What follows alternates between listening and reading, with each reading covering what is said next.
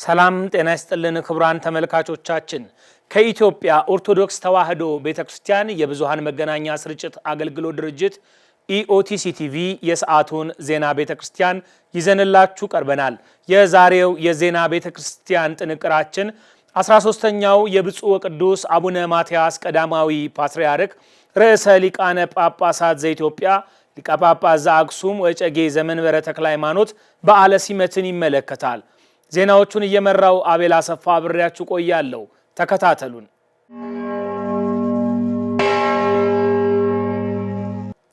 ቀዳሚ ወዳደረግነው ዜናችን እናልፋለን።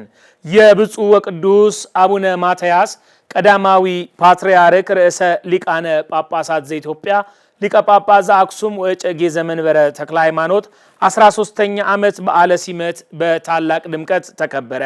መጋቤ ምስጢር ሳህሉ አድማሱ የብፁዕ ወቅዱስ አቡነ ማትያስ ቀዳማዊ ፓትርያርክ ርዕሰ ሊቃነ ጳጳሳት ዘኢትዮጵያ ሊቀ ጳጳስ ዘአክሱም ወዕጨጌ ዘመንበረ ተክለ ሃይማኖት የ13ኛ ዓመት በዓለ ሲመት ብፁዕ አቡነ ሳዊሮስ የጠቅላይ ቤተ ክህነት ዋና ሥራ አስኪያጅ፣ የደቡብ ምዕራብ ሸዋና የሸገር አህጉረ ስብከት የምስካየ ኅዙናን መድኃኔ ዓለም ገዳም ሊቀ ጳጳስ፣ ብፁዕ አቡነ ዲዮስቆሮስ የቅዱስ ሲኖዶስ ዋና ጸሐፊ፣ የራያ ሀገረ ስብከትና የማኅበራት ማደራጃ መምሪያ ሊቀ ጳጳስ፣ ብፁዓን አበው ሊቃነ ኤጲስቆጶሳት፣ የመንግሥት ከፍተኛ ባለሥልጣናት፣ የተለያዩ ሀገራት አምባሳደሮችና ዲፕሎማቶች፣ የጠቅላይ ቤተ ክህነት የየመምሪያና የድርጅት ኃላፊዎች፣ የአዲስ አበባ ሀገረ ስብከት የሥራ ኃላፊዎች፣ የአዲስ አበባ ከተማ የገዳማትና አድባራት አስተዳዳሪዎች፣ የሰዋስወ ብርሃን ቅዱስ ጳውሎስ መንፈሳዊ ኮሌጅና የቅድስት ሥላሴ ዩኒቨርሲቲ የሥራ ኃላፊዎች፣ ሊቃውንተ ቤተ ክርስቲያንና የሰንበት ትምህርት ቤት መዘምራን በተገኙበት ባሳለፍነው ማክሰኞ የካቲት 24 ቀን 2018 ዓመተ ምህረት በመንበረ ጸባዖት ቅድስት ሥላሴ ካቴድራል በታላቅ ድምቀት ተከብሯል።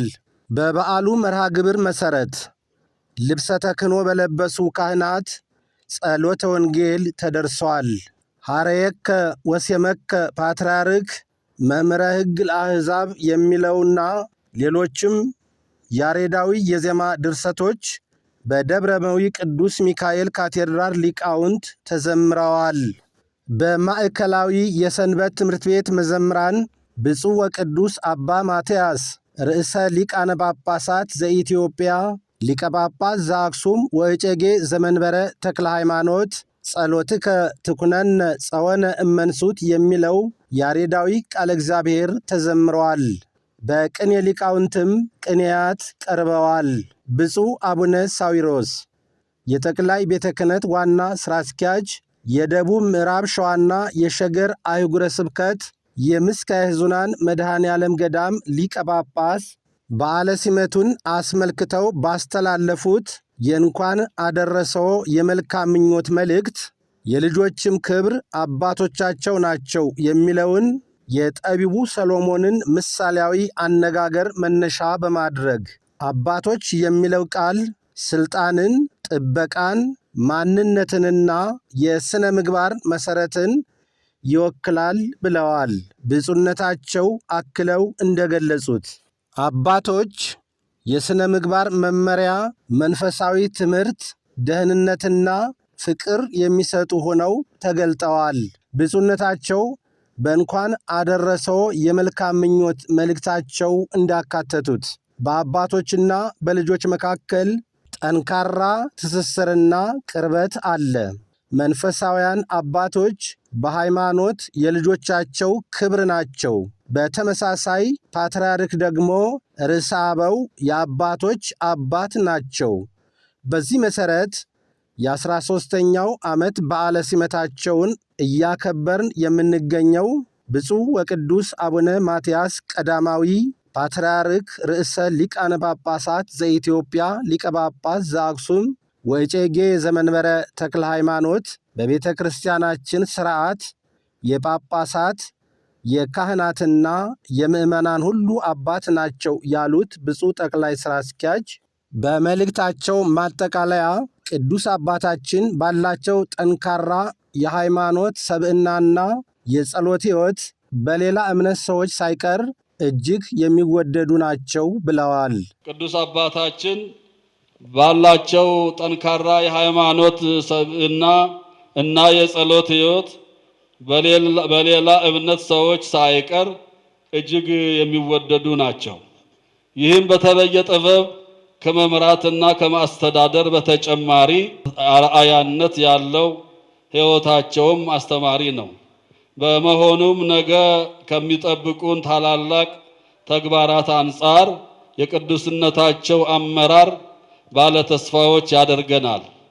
ከተሰሩት በላይ ሌሎች መንፈሳዊና ዘርፈ ብዙ ልማታዊ ስራዎች በሰፊው እንደሚሰሩ እናምናለን።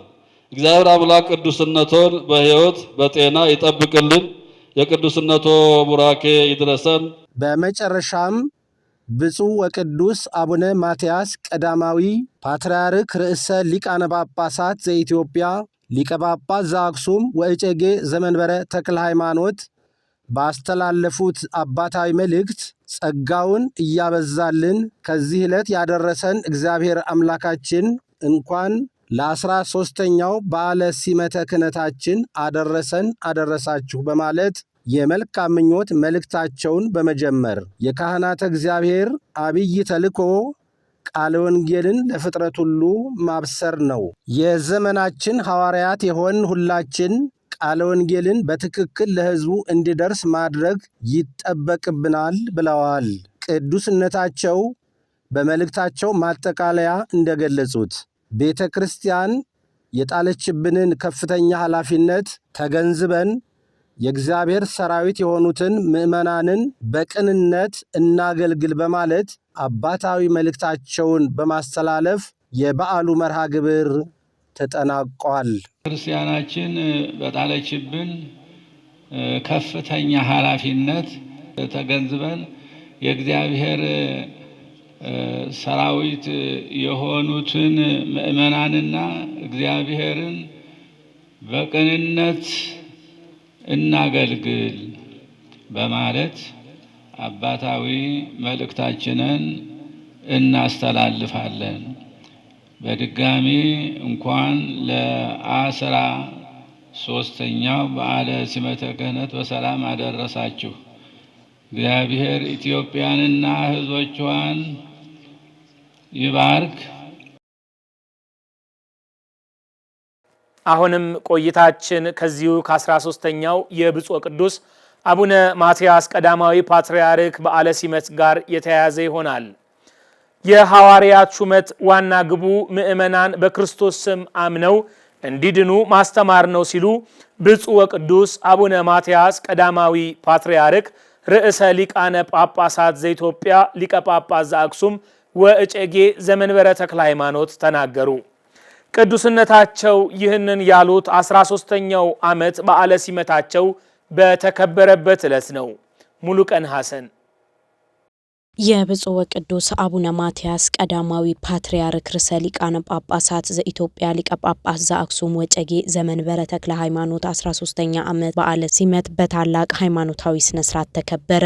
የኢትዮጵያ ኦርቶዶክስ ተዋሕዶ ቤተክርስቲያን 6ኛው ፓትርያርክ ብፁዕ ወቅዱስ አቡነ ማትያስ 13ኛ ዓመት በዓለ ሲመታቸው በመንበረ ጸባዖት ቅድስት ሥላሴ ካቴድራል በታላቅ ድምቀት ተከብሯል። በዕለቱም ቅዱስነታቸው ለመላው የቤተክርስቲያኒቱ ምዕመናንና ኢትዮጵያ ሕዝብ ወቅታዊና መንፈሳዊ አባታዊ መልእክት አስተላልፈዋል። ወቦቱ ረከብነ ጸጋ ወተሰየምነ ሐዋርያተ ከመ ናስምዖሙ ለአሕዛብ ወይእመኑ በስሙ ያምኑ ዘንድ ቃለ ወንጌልን ለአሕዛብ እንድናሰማ የተሾምንበትን ሐዋርያነት ከሱ የተገኘ ጸጋ ነው። ሮሜ ምዕራፍ 1 ቁጥር 5። ይህ ጥቅስ ሐዋርያት ተብለን የተሾምንበትን ፍሬ ነገር ይገልጻል። የተሾምንበትም ዋና ምክንያት ስሙን ለአሕዛብ እንድናስተምር እንደሆነ ያስረዳል። የማስተማር ውጤት ውጤትም ደግሞ ሰዎች በስሙ አምነው እንዲድኑ ማድረግ እንደሆነ ያመለክታል። የካህናተ እግዚአብሔር አብይ ተልእኮም ይህ መሆኑን እናውቃለን። በቤተ ክርስቲያናችን ብዙ የአገልግሎት ዘርፎች ቢኖሩም መዳረሻቸው ቃለ ወንጌልን ለፍጥረት ሁሉ ማብሰር ነው። የክህነት አገልግሎታችን በተመለከተም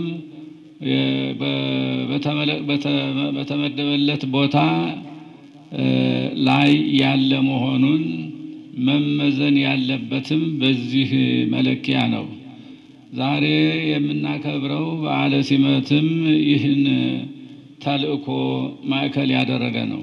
ቤተ ክርስቲያንም ሆነች ሀገሪቱ ካለባቸው ፈተና ለመውጣት ፍቅርና መተሳሰብ ቅድሚያ ሊሰጠው እንደሚገባ የገለጹት ቅዱስነታቸው ሰላም የሁሉ ነገር መሰረት በመሆኑ ግጭቶችን በውይይትና በእርቅ እንዲፈቱ ጥሪ አቅርበዋል። አያይዘውም ቅዱስነታቸው በመልእክታቸው አባቶች ቃለ ወንጌልን ለምዕመናን በማስተማርና በስነ ምግባር አንጸን ልንጠብቃቸው ይገባል ሲሉ መልእክታቸውን አስተላልፈዋል። ብፁዓን ሊቃነ ጳጳሳት፣ ክቡራን እንግዶቻችን፣ የዘመናችን ሐዋርያት የሆን ሁላችን ቃለ ወንጌልን በትክክል ለሕዝቡ እንዲደርስ ማድረግ ይጠበቅብናል። እሱን በአግባቡ ማስተላለፍ ከቻል ማህበረሰባችንን ከልዩ ልዩ ፈተናዎች መታደግ እንችላለን። ከዚህም ጋር በሀገራችንም ሆነ በዓለማችን በየጊዜው ብቅ ጥልቅ የሚሉ ፈተናዎችን ለመከላከል በንጹህ ልቡና በትሁት ሰብእና ሆነን ወደ እግዚአብሔር እንጸልይ። እንደዚሁም ከግል ፍላጎትና አስተሳሰብ በነጻ ሁናቴ ቃለ ወንጌልን በማስተማር ህዝቦቹን በሃይማኖትና በስነ ምግባር እንጠብቅ። ይህንን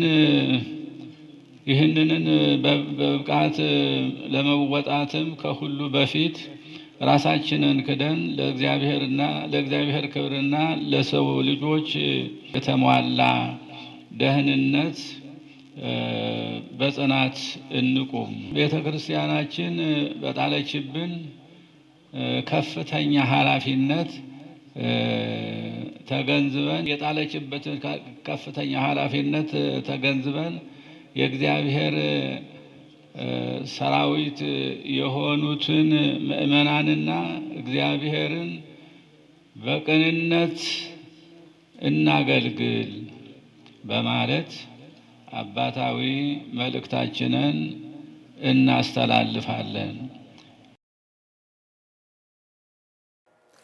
ብፁዕ አቡነ ሳዊሮስ የመንበረ ፓትርያርክ ጠቅላይ ቤተ ክህነት ዋና ስራ አስኪያጅ፣ የደቡብ ምዕራብ ሸዋና ሸገር ከተማ አህጉረ ስብከት ሊቀ ጳጳስ ሀገራችን ኢትዮጵያ የራሷን ፓትርያርክ መሾም ከጀመረች ጀምሮ በቋንቋ በባህልና ሀገራዊ ዘይቤ ምዕመናንን በማስተማር ላይ እንደምትገኝ ገለጹ። ዲያቆን ቴዎድሮስ ፍስሐ ተጨማሪ ዘገባ አለው። በብፁዕ ወቅዱስ አቡነ ማትያስ ቀዳማዊ ፓትርያርክ ርዕሰ ሊቃነ ጳጳሳት ዘኢትዮጵያ ሊቀ ጳጳስ ዘአክሱም ወጨጌ ዘመንበረ ተክለ ሃይማኖት 13ኛ ዓመት በዓለ ሲመት ላይ ብፁዕ አቡነ ሳዊሮስ የመንበረ ፓትርያርክ ጠቅላይ ቤተ ክህነት ዋና ስራ አስኪያጅ፣ የደቡብ ምዕራብ ሸዋ ሸገር አህጉረ ስብከት ሊቀ ጳጳስ፣ የምስካየ ኅዙናን መድኃኔዓለም ገዳም የበላይ ኃላፊ የልጆች ክብር አባቶች ናቸው በማለት የጠቢቡ ሰለሞንን ንግግር በማንሳት ስልጣንና ጥበብ፣ ጥበቃ፣ ማንነትና የስልጣን መሰረት እንደሚወክል በማንሳት የቅንና ታማኝ አባት መኖር ጠባቂ የማግኘትና በስነ ስርዓት የመተዳደር መሰረት የኑሮም ዋስትና ነው በማለት መልእክታቸውን አስተላልፈዋል። ወምክሆሙ ለውሉድ አበቢሆሙ፣ የልጆችም ክብር አባቶቻቸው ናቸው። መጽሐፈ ምሳሌ 17 ቁጥር 6 ብፁዕ ወቅዱስ አባታችን እንኳን ለ13ኛ ዓመት በዓለ ሲመቶ በሰላም አደረሰው። ጠቢቡ ሰሎሞን በተናገረው በዚህ ታላቅ የጥበብ ቃል ውስጥ አባቶች የሚለው ቃል ስልጣን፣ ጥበቃን፣ ማንነትንና የሥነ ምግባር መሰረትን ይወክላል። የእውነተኛ ልጅ ክብር ሀብት፣ ስልጣን ወይም ሌላ ደረጃ አይደለም። የልጆች ክብር አባቶች ናቸው። አባቶች የሥነ ምግባር መመሪያ፣ መንፈሳዊ ትምህርት፣ ደህንነትና ፍቅር የሚሰጡ ሆነው ተገልጠዋል። እግዚአብሔር እኔም ዛሬ አንተን የማዘው ይህን ቃል በልብህ ያዝ ለልጆችህም አስተምረው በማለት ያዘዘው ትእዛዝ በአባቶች የሚፈጸም ነው። የቅንና ታማኝ አባት መኖር ጠባቂ የማግኘትና በስነ ስርዓት የመተዳደር ዋስትና ነው። ስለዚህ የጠቢቡ ቃል በትውልዶች መካከል ያለና በቅብብሎሽ የሚቀጥል የጋራ ክብርን ያመለክታል። በአባቶችና በልጆች መካከል ጠንካራ ትስስርና ቅርበት አለ። አበው ያስተምራሉ፣ ከተሳሳተ መንገድም ይመልሳሉ። መንፈሳውያን አባቶች በሃይማኖት የልጆቻቸው ክብር ናቸው። በተመሳሳይ ፓትርያርክ ደግሞ ርዕሰ አበው ወይንም የአባቶች አባት የሁላችንም አባት ነው። በዚህ መሰረት ዛሬ 13ኛ ዓመት በዓለ ሲመታቸውን እያከበርን የምንገኘው የብፁዕ ወቅዱስ አቡነ ማትያስ ቀዳማዊ ፓትርያርክ ርዕሰ ሊቃነ ጳጳሳት ዘኢትዮጵያ ሊቀ ጳጳስ ዘአክሱም ወዕጨጌ ዘመንበረ ተክለ ሃይማኖት በቤተ ክርስቲያናችን ሥርዓት የሊቃነ ጳጳሳት የካህናትና የምዕመናን ሁሉ አባት ናቸው። ቅድስት ቤተ ክርስቲያን ለብዙ ዘመናት ሊቃነ ጳጳሳትን ከኮፕቲክ ወይም ከግብጽ ኦርቶዶክስ እያመጣች ህዝቦቿን የምታስባርክ መሆኑ ቢታወቅም ቅድስት ቤተ ክርስቲያን የራሷ ሊቀ ጳጳስ ሾም ከጀመረች ጀምሮ የቋንቋ፣ የባህል፣ በሀገራዊ ዘይቤ ምዕመናንን የማስተማር እንደተቻለም ጠቁመዋል። ቤተ ክርስቲያናችን የራሷን ፓትርያርክና ጳጳሳት መሾም እስከጀመረችበት ጊዜ ድረስ እነዚህ ጉዳዮች ተሟልተው ይገኙ ነበር ማለት አይቻልም። ከግብጽ የሚመጡትና ላለፉት 1600 ዓመታት የመሩት ጳጳሳት በቋንቋ፣ በባህልና በሀገራዊ ዘይቤዎች ውሱንነት ነበራቸው። በዚህ ምክንያት ቤተክርስቲያን የሚገባትን ያህል እንዳታድግና እንዳትሰፋ ሆና ቆይታለች። ዛሬ ያን ጊዜ አልፎ እነሆ የስድስተኛውን ፓትርያርክ 13ኛ ዓመት በዓለ ሲመት እያከበርን እንገኛለን። ለዚህም ሁሉን የሚችል የቤተ ክርስቲያን አምላክ እግዚአብሔርን እናመሰግነዋለን። በራሳችን ሲኖዶስና ፓትርያርክ መመራት የቻልበት ይህ ታላቅ የነጻነት ዕድል በቀላሉ የተገኘ አይደለም። ሁሉም የሚያውቀውና ታሪክ ዘግቦ የያዘው ከፍተኛ ዋጋ ተከፍሎበታል። ስለዚህ በተገኘው ዕድል የመጡ ትሩፋቶችን ከቅዱስ ሲኖዶስ ጀምሮ እንደ ቃለ ዓዋዲ የመሳሰሉ ሕግና ደንቦች የሰበካ ጉባኤ ማደራጀትና ከአህጉረ ስብከት እስከ አጥቢያ ድረስ ያሉትን መዋቅሮች ልንጠብቀውና ልናጠናክረው ይገባል። ሊቃነ ጳጳሳት ፓትርያርክ ተብሎ መጠራት አርእስተ አበው ከሚባሉት ከአብርሃም፣ ይስሐቅ፣ ያዕቆብና ከ12ቱ ነገደ እስራኤል አባቶች የተነሳ መሆኑን ማስገንዝበዋል። የኢትዮጵያ ኦርቶዶክስ ተዋሕዶ ቤተክርስቲያን ርዕሰ ሊቃነ ጳጳሳትን ፓትርያርክ ብሎ መጥራት አርእስተ አበው ከሚባሉት ከአብርሃም፣ ይስሐቅ፣ ያዕቆብና ከ12ቱ ነገደ እስራኤል አባቶች የተነሳ መሰረት አለው። የኢትዮጵያ ኦርቶዶክስ ተዋሕዶ ቤተክርስቲያን በየዓመቱ የምታከብረው በዓለ ሲመት የቤተክርስቲያኗ አንድነትና የቅዱስ ሲኖዶስ ጥንካሬ መገለጫ ነው ሲሉ ብፁዓን አበው ሊቃነ ጳጳሳት ገለጹ። ሰላም አምባዬ ተጨማሪ ዘገባ አላት። የካቲት 24 ቀን በተከበረው የኢትዮጵያ ኦርቶዶክስ ተዋሕዶ ቤተክርስቲያን ፓትርያርክ ብፁዕ ወቅዱስ አቡነ ማትያስ ቀዳማዊ ፓትርያርክ ርዕሰ ሊቃነ ጳጳሳት ዘኢትዮጵያ ሊቀ ጳጳስ ዘአክሱም ወዕጨጌ ዘመንበረ ተክለ ሃይማኖት 13ኛው ዓመት በዓለ ሲመት ላይ የተገኙት የሰሜን ሸዋ ሰላሌ ሀገረ ስብከት ሊቀ ጳጳስ ብፁዕ አቡነ ቀውስጦስና የዳውሮ ኮንታ ከምባታ ጠንባሮና ሀላባ አህጉረ ስብከት ጳጳስ ብፁዕ አቡነ ጢሞቴዎስ ምእመናን የፓትርያርክ ሲመትን መንፈሳዊና ታሪካዊ ትርጉም ተረድተው ለስርዓተ ቤተክርስቲያን ተገቢውን ክብር መስጠት እንዳለባቸው አሳስበዋል። ይህ በዓል መቼም እኛ እንደምናውቀው ለ1600 ዘመን ግብፃውያን አባቶቻችን ሲያገለግሉ ኖረዋል። እነሱ ደግሞ ለእኛ አስረክበዋል። አሁን ፍጹም ደረጃ ላይ ደርሰናል ማለት ነው። እንግዲህ መከራም ቢበዛብን ውጣ ውረድ ቢኖርብንም እግዚአብሔርን እየለመን ወደፊት እንቀጥላለን። በእግዚአብሔር ረዳትነት ካሰብነው እንደርሳለን፣ ወገኖቻችንን እናጽናናለን የሚል ሀሳብ ምኞት አለን። የቅዱስ ፓትርያርኩ በዓል በምንልበት ሰዓት ቅዱስ ቤተክርስቲያን ትልቅ በዓል ነው። ያ ማለት ቤተክርስቲያን እስከ ዛሬ ድረስ ስታከብር የቆየችው ማቋረጥ የሌለባት ለቤተክርስቲያን ደግሞ ትልቁ ነገር የቅዱስ ሲኖዶሱ ዋናው ርዕስ የሚሆኑት ቅዱስ ፓትርያርኩ ናቸውና የቅዱስ ፓትርያርኩን በዓል ስናከብር ቅዱስ ሲኖዶስን እያከበርን ነው፣ ቤተክርስቲያን እያከበርን ነው ማለት ነው።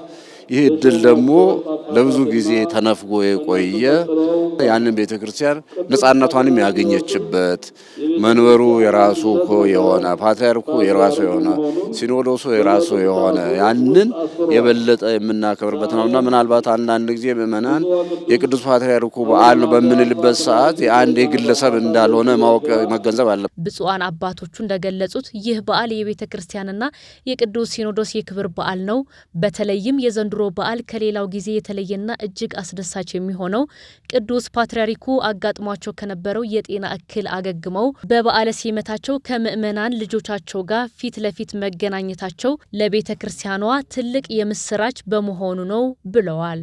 ብፁዕ ቅዱስ አባታችን በተሰጣቸው መቼም በእግዚአብሔር ፈቃድ ወደዚህ ትልቅ ማዕረግ ከመጡ ጀምሮ እርግጥ ነው ውጣ ውረድ አለ።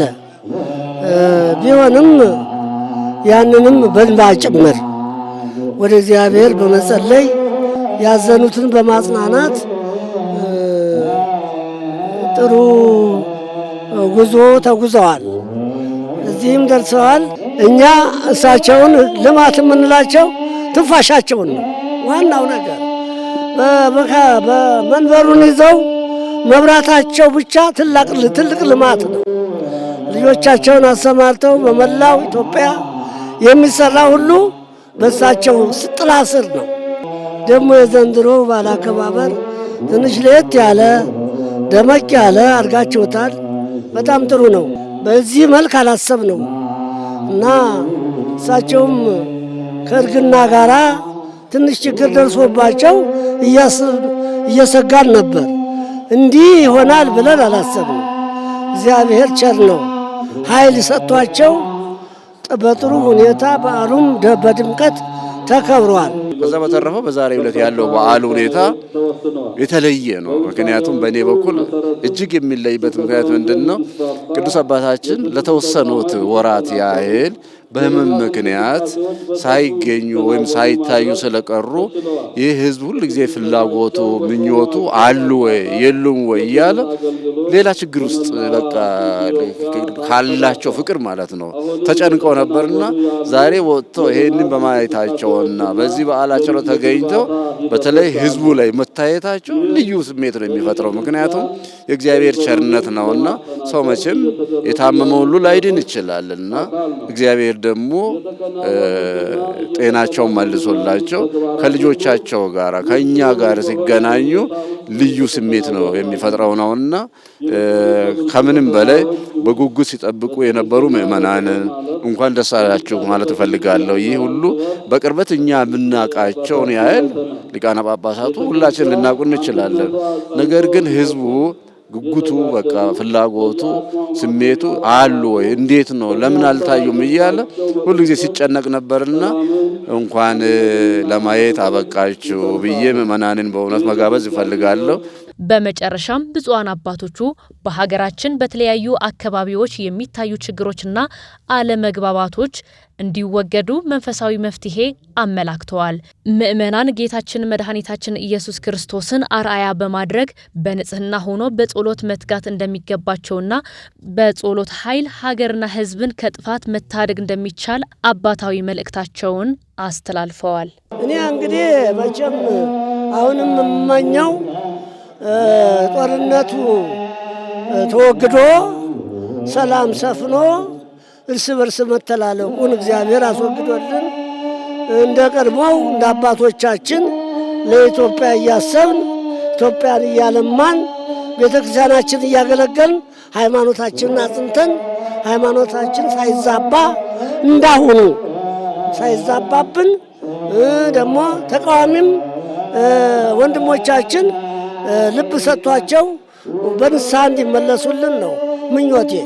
ይሄ እንግዲህ ማስተላለፈው ነገር ሁሉ እንግዲህ እግዚአብሔር ለቤተክርስቲያናችን ለሀገራችን ሰላም እንዲሰጥ ለቅዱስ አባታችን ደግሞ ለመጪው ዓመት ደግሞ 14ኛ ዓመታቸውን እንድናከብር እግዚአብሔር እንዲፈቅድልንና ቤተክርስቲያን ላይ ያለ ያንዣበበ በሀገራችን ላይ ያንዣበበ ያለውን ፈተና ሁሉ እግዚአብሔር አርቆ የሰላም ዘመን የሰላም ጊዜ እንዲያመጣልን ለወደፊቱ ይህንን በዓል እንድናከብር እግዚአብሔር ጤና እድሜ ሰጥቶን 14ኛ በዓላቸው እንድናከብር እግዚአብሔር መልካም ፈቃዱ ይሁንልን። ብፁዕ ወቅዱስ አቡነ ማትያስ ቀዳማዊ ፓትርያርክ በመንበረ ጸባዖት ቅድስት ሥላሴ ካቴድራል ለሚገነባው ቤተልሔም የመሰረት ድንጋይ አኖሩ። ብፁዕ ወቅዱስ አቡነ ማትያስ ቀዳማዊ ፓትርያርክ ርዕሰ ሊቃነ ጳጳሳት ዘኢትዮጵያ ሊቀ ጳጳስ ዘአክሱም ወእጨጌ ዘመንበረ ተክለ ሃይማኖት ጥንታዊውና ታሪካዊው የመንበረ ጸባዖት ቅድስት ሥላሴ ካቴድራል ደረጃውን የጠበቀ የቤተልሔም ግንባታን ለማስጀመር የመሰረት ድንጋይ የካቲት 24 ቀን 2018 ዓመተ ምህረት አኑረዋል። መርሃ ግብሩ የተከናወነው የቅዱስነታቸው 13ኛ ዓመት በዓለ ሲመት በሚከበርበት ወቅት በመሆኑ ለስነ ስርዓቱ ድርብ ደስታን ሰጥቶታል። በመጨረሻም አራተኛው የኢትዮጵያ ኦርቶዶክስ ተዋሕዶ ቤተክርስቲያን ፓትርያርክ የብፁዕ ቅዱስ አቡነ መርቆሪዎስ 4ኛ ዓመት የዕረፍት መታሰቢያ የካቲት 25 ቀን 2018 ዓ.ም በመንበረ ጸባዖት ቅድስት ሥላሴ ካቴድራል በታላቅ መንፈሳዊ ስነ ስርዓት ተከናወነ። ፈለጉሽ አሻግሬ በስነ ስርዓቱ ላይ ተገኝታ ተከታዩን ዘገባ አሰናድታለች። የኢትዮጵያ ኦርቶዶክስ ተዋሕዶ ቤተክርስቲያን 4ኛ ፓትርያርክ የነበሩት ብፁዕ ወቅዱስ አቡነ መርቆሪዎስ ቀዳማዊ ፓትርያርክ ርዕሰ ሊቃነ ጳጳሳት ዘኢትዮጵያ የ4ኛ ዓመት መታሰቢያ ዕለት የካቲት 25 ቀን 2018 ዓ.ም በመንበረ ጸባዖት ቅድስት ሥላሴ ካቴድራል በታላቅ ስነ ስርዓት ተከብሯል። በዕለቱ ብፁዕ አቡነ ሳዊሮስ የጠቅላይ ቤተ ክህነት ዋና ስራ አስኪያጅ፣ የደቡብ ምዕራብ ሸዋና የሸገር ከተማ አህጉረ ስብከት ሊቀ ጳጳስ፣ የምስካየ ሕዙናን መድኃኔዓለም ገዳም የበላይ ኃላፊ፣ ብፁዕ አቡነ ዲዮስቆሮስ የቅዱስ ሲኖዶስ ዋና ጸሐፊ፣ የደቡብ ምስራቅ ትግራይና የራያ አህጉረ ስብከት ሊቀ ጳጳስ፣ በመንበረ ፓትርያርክ ቅርሳ ቅርስ ጥበቃና ቤተ መጻሕፍት ወመዘከር ሙዚየምና የማህበራት ማደራጃ መምሪያ ሊቀ ጳጳስና ሌሎችም ብፁዓን አባቶችና ካህናት በተገኙበት ጸሎተ ፍታት መታሰቢያ መርሃ ግብሩ ተከናውኗል። በሰማዕቱ መርቆሪዎስ ስም የተሰየሙት ዓለምን በዝምታቸው ያስደመሙት የዘመናችን ጻድቅ ባህታዊ አባት 4ኛ ፓትርያርክ ብፁዕ ወቅዱስ አቡነ መርቆሪዎስ ቀዳማዊ ፓትርያርክ ርዕሰ ሊቃነ ጳጳሳት ዘኢትዮጵያ ለ27 ዓመታት በስደት ሀገር ቆይተው ከታላቅ ሃይማኖታዊ ተጋድሎ በኋላ በወርሃ የካቲት 2014 ዓ.ም እረፍታቸው ሆናለች። ብፁዕ አቡነ ሳዊሮስ የዳህላክና ቴክሳስ ሀገረ ስብከት ሊቀ ጳጳስ እንደገለጹት የብፁዕ ወቅዱስ አቡነ መርቆሬዎስን መታሰቢያ በዓላቸውን ስናከብር ራሳችን ነው የምናከብር በማለት ኢትዮጵያ ሀገራችን መንፈሳዊ ነጻነቷን ያገኘችው በቀደሙት አባቶቻችን እምነትና ጸሎት መሆኑን ተናግረዋል። የብፁዕ ወቅዱስ አባታችን አቡነ መርቆሬዎስ ሊቀ ጳጳስ ርዕሰ ሊቃነ ጳጳሳት ዘኢትዮጵያ ወፓትርያርክ ስናከብር ራሳችን እያከበርን ነው። መንፈሳዊ ማንነታችን ግን ዘግይቶ ነበር። እንደምታውቁት 1600 ዘመን ነፃነት አልመጣም ነበር። ኢትዮጵያዊ ለፍጹም ክህነት አይገባም የሚለው በዓለም ሲንጸባረቅ ኑሮ ነበር። ያ ተሰብሮ ግን ነፃነታችን መጣ ወደዚህ። ስለዚህ በዛሬ የምናከብረው በዓል ይህም ሁሉ የሚያሳስብ ነው። የብፁዕ ወቅዱስ መርቆሬዎስ ታናሽ ወንድም የሆኑት በትረ ትጉሃን ገብረ መስቀል ፈንታ ስለ ብፁዕነታቸው መንፈሳዊ ሕይወት ሲናገሩ የጸሎት አባት ታላቅ ተጋድሎን ሲፈጽሙ የኖሩ ልዩ አባት መሆናቸውን ገልጸዋል።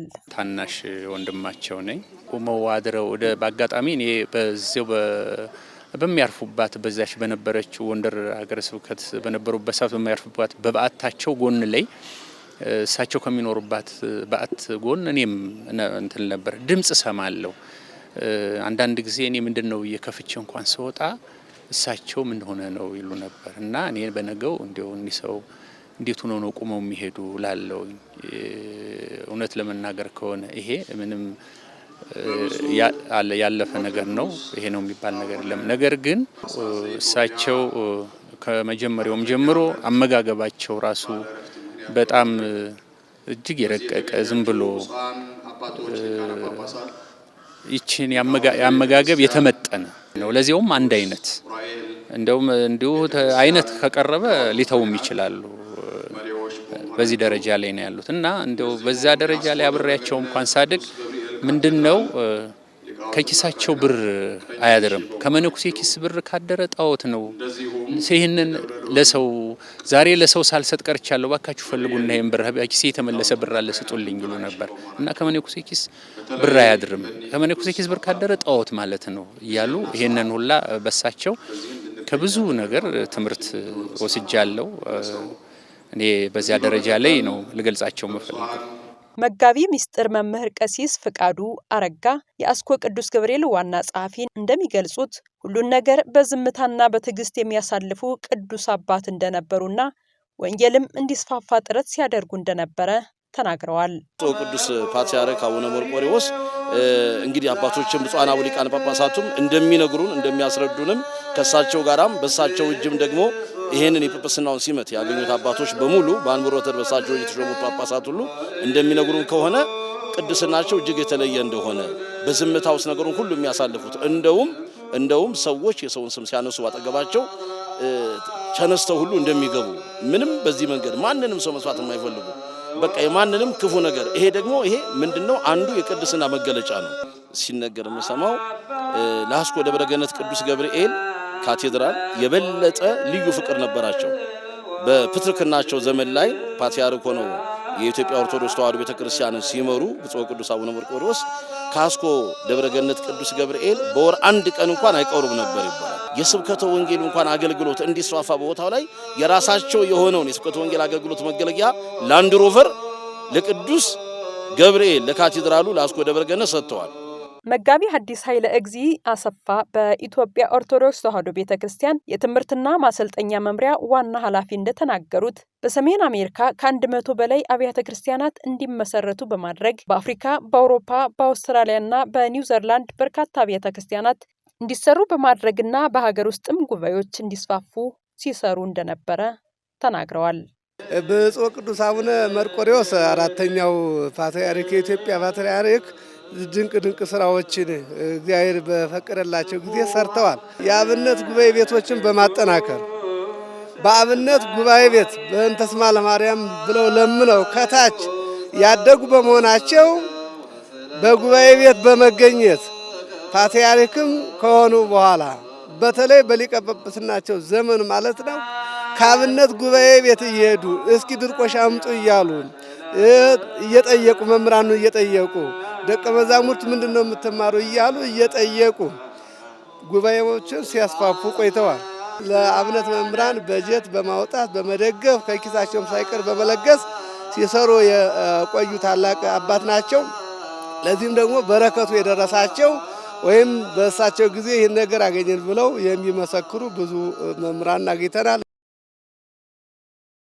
የብፁዕ ወቅዱስ አቡነ ማትያስ ቀዳማዊ ፓትርያርክ 13ኛ ዓመት በዓለ ሲመትን የተመለከተው የዜና ቤተክርስቲያን ጥንቅራችን ይህንን ይመስል ነበር። የቤተክርስቲያናችሁን ማህበራዊ ሚዲያ ገጾች #EOTCTV እያላችሁ በዩቲዩብ፣ በፌስቡክ፣ በቴሌግራም እና ኢንስታግራም እንድትከታተሉ ላይክ፣ ሰብስክራይብ እና ሼር እንድታደርጉ በዚሁ አጋጣሚ ጥሪያችንን እናቀርባለን። የሰዓቱ የዜና ቤተክርስቲያን ጥንቅራችን ይህንን ይመስል ነበር። ከቀሪ የኢትዮጵያ ኦርቶዶክስ ተዋሕዶ ቤተክርስቲያን ቴሌቪዥን መርሃ ግብራት ጋር አብራችሁ ቆዩ። ሰላም።